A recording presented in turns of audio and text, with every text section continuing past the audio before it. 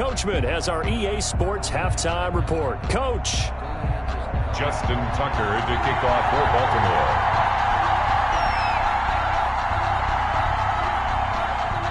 The Titans hold the lead, and they'll get the football first as the third quarter gets underway. And this will be a touchback as that sails over the end line.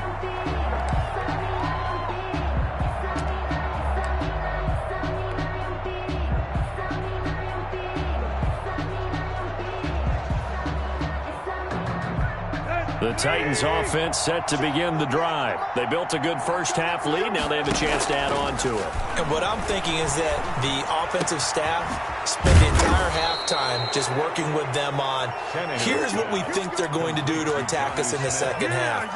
Nice first half that we've had, guys, but be prepared for some change-ups. We're going to see them when we kick it off in the second half. See how they handle any adjustments that might be made defensively.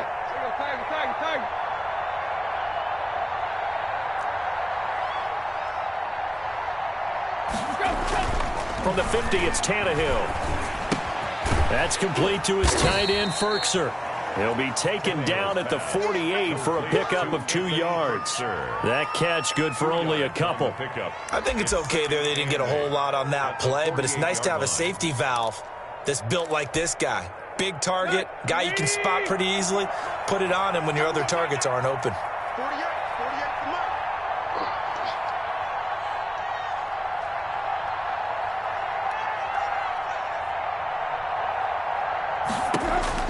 Throwing again on second down.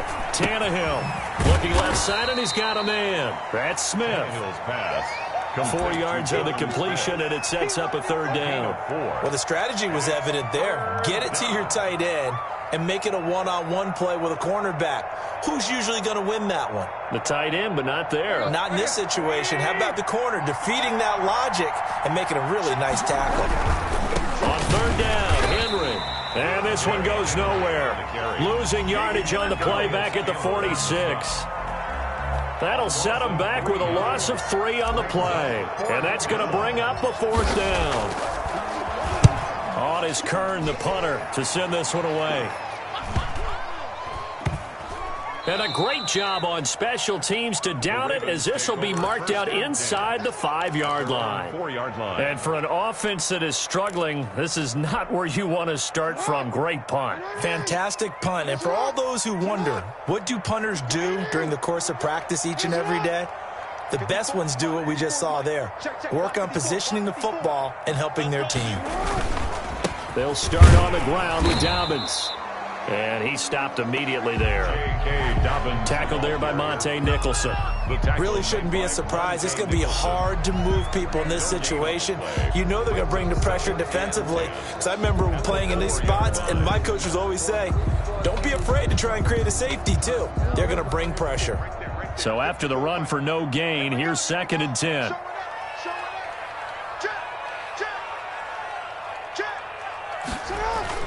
Jackson now down around his goal line. Quick slant to Brown. And able to get it across the 10 to the 15.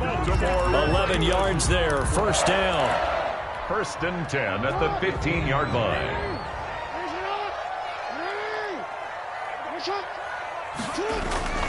Here's Jackson. It's complete to Brown, right side. And they work this well upfield across the 45. The catch and run going to wind up netting him 33 yards. Partner, you know when we call it a game, we talk about Lamar Jackson and his speed and his elusiveness and the ability to get him on the ground and how tough that is for a defense. But how about his development as a thrower, as a professional? Jackson's throw on target to Willie Snead. And he'll go down, but not before getting this inside the 30. That'll wind up a gain of 27 on the catch and run. 6-yard line. Well, we talk all the time about playing situational football. And right now, I think the scoreboard is dictating what they need to do. Where they are in this game, they've got to push the ball downfield, take their shots, try and get big chunks of yardage in a short amount of time. That was a nice play there.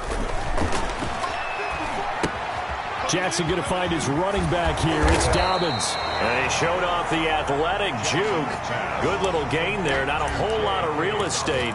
But a nice carry. It's a gain of 8. Looked like a pretty good, safe play right there. No, he's had trouble with the interceptions in this game there. Hits his guy out in the flat. Man, so many times we hear quarterbacks and offensive coordinators talk about in your progressions, you're either throwing the touchdown or you're throwing the check down.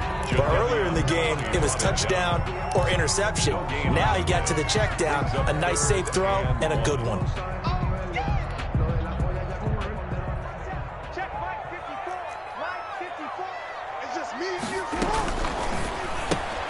Here's a quick throw out left. It's complete. And they go the wrong way here. Knocked back to the 20.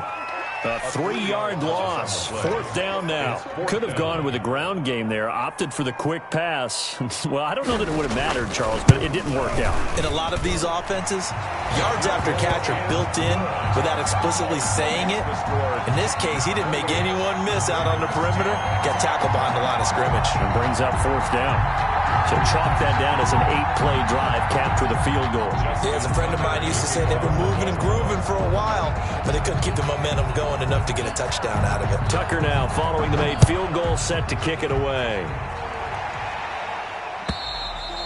And this will not be returnable. It's out of the back of the end zone for a touchback. 25-yard line.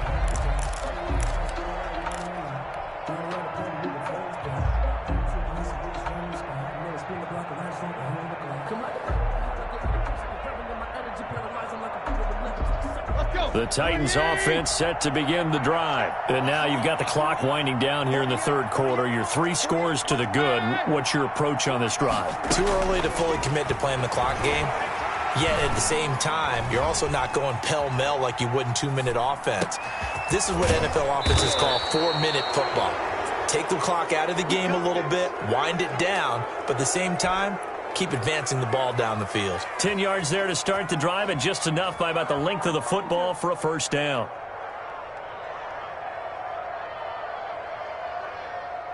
Here we go. Ready? Right. From the gun, here's Tannehill. And a flag comes in as that one falls incomplete. Now let's see who this is on. So flag for the contact, pass interference.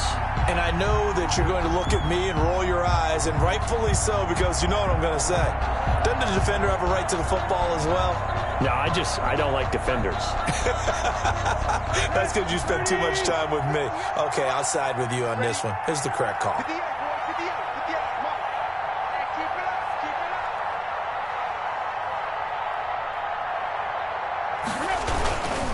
After the penalty, it's Henry.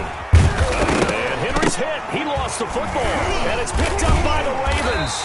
And they will take over at the 29-yard line. But he has been a workhorse for them in this game, and ball security hasn't been an issue until that point. Yeah, and let's face it, when he's going to carry the ball that many times, he becomes more and more of a target for the defense, knowing that he's going to be the primary guy. They'll just send more and more players towards him, trying to make sure they knock the ball free.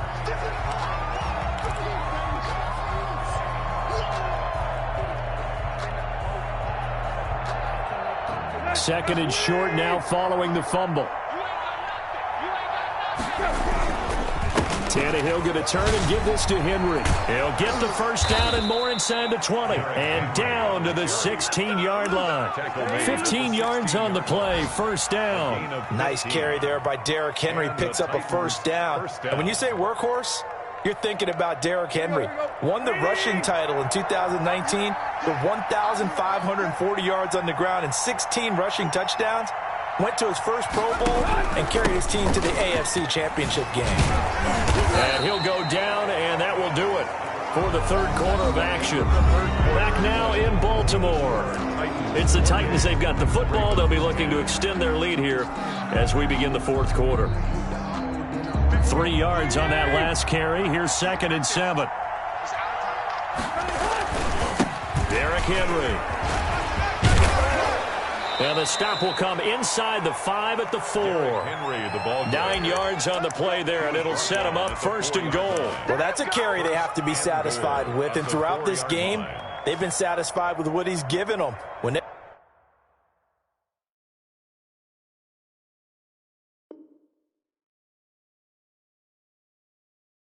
they've needed a big run, a first down, he's the guy they've turned to. And it doesn't matter what the defense thinks.